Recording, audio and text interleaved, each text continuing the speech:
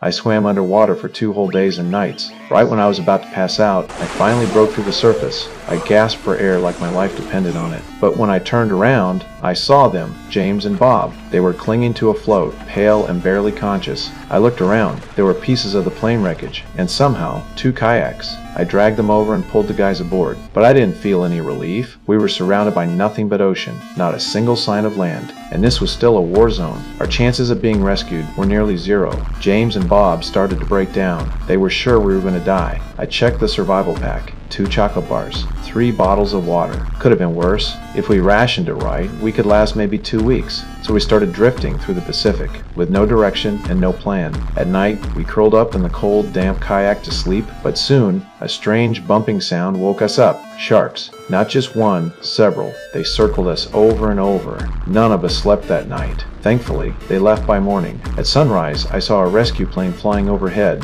Without thinking, I fired a flare. James dumped green dye into the sea, trying to make us stand out in the blue water, but the plane was flying too high. From up there, we were just specks in the ocean. I fired another flare. Still nothing. The plane flew farther and farther, leaving us staring at the sky in silence. Then it got worse. The chocolate was gone. Only a few empty wrappers were left. I shouted at James. He kept his head down, said he couldn't take the hunger anymore. I was furious, but there was nothing else to do. By day 4, we were all losing it. James hugged his knees crying, saying he regretted everything. Around noon, an albatross landed on our kayak. I held my breath and reached out slowly, then grabbed its leg hard. We all pounced on it at once. It was finally a meal. The meat tasted awful, but we hadn't eaten in days. Bob had an idea. He used some of the bird as bait. We waited 4 hours, then finally caught a huge fish. James didn't say a word. Guilt was written all over his face. Bob and I didn't say anything either. We just handed him a piece of fish. At that point, it didn't matter anymore. That fish saved us.